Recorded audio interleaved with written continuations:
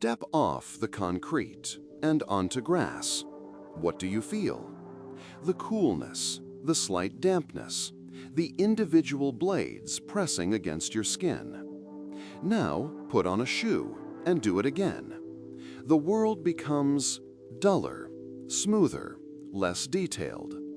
This difference feels simple, but it's the result of silencing one of the most sophisticated sensory instruments you own, an instrument that is constantly talking to your brain. Your hand is an incredible tool for exploring the world, but your foot is arguably the superior sensory organ.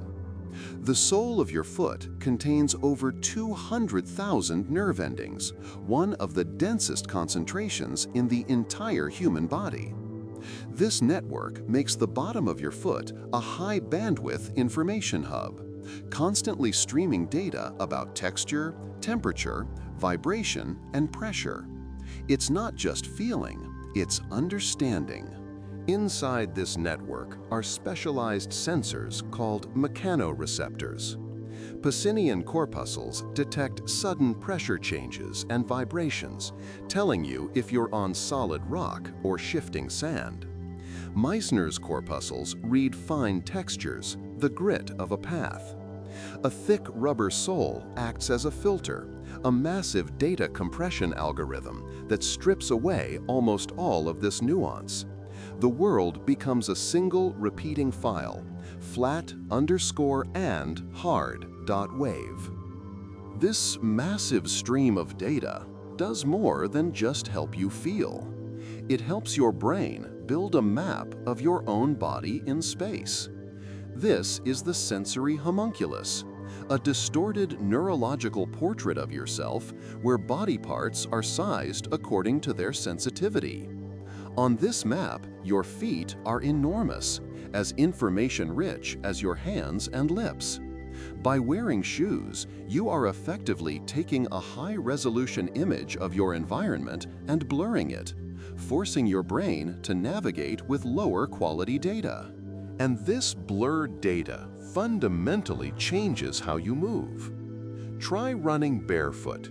You'll likely land on the ball or middle of your foot. This is a forefoot strike. It allows your foot's arch, along with your Achilles tendon and calf muscles, to act as a natural, efficient spring, absorbing impact and returning energy. It's a system perfected over millions of years. But shoes, especially those with thick, cushioned heels, encourage a completely different movement. They encourage a heel strike. Your heel has very little natural cushioning. Slamming it into the ground first sends a jarring impact transient, a shock wave, directly up your leg to the knee, hip, and spine. You would never do this barefoot because the sensory feedback would scream at you that it's a bad idea.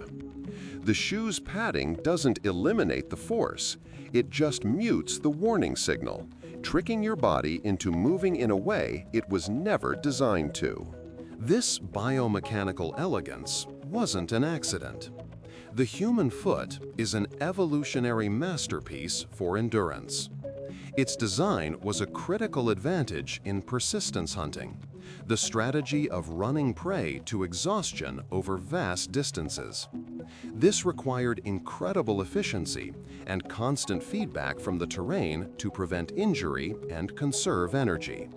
The foot's arch isn't just a structural feature, it's a component of a biological engine for long-distance travel.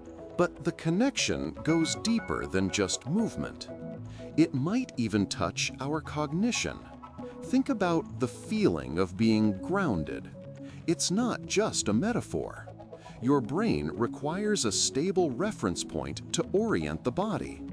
The rich, ever-changing sensory feed from bare feet provides an incredibly reliable anchor. It tells your brain exactly where you are and how you're oriented with zero ambiguity. This might actually free up cognitive resources. When you wear shoes, that input becomes uniform, muffled, and predictable.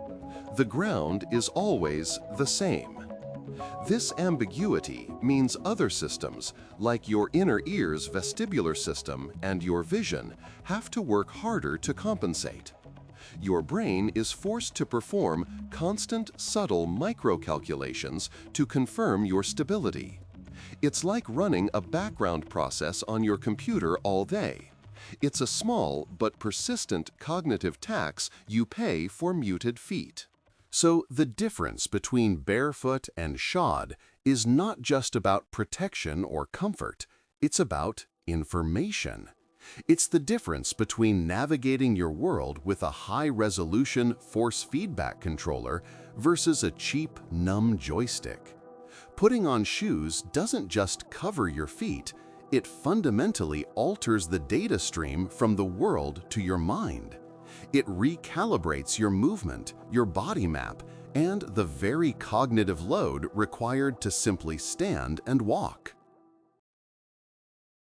Monotony has grown fast. Nearly 2,700 people have watched in the last few weeks, yet less than 0.03% are subscribed. It would mean a lot if you joined by hitting subscribe. And again, thanks for watching.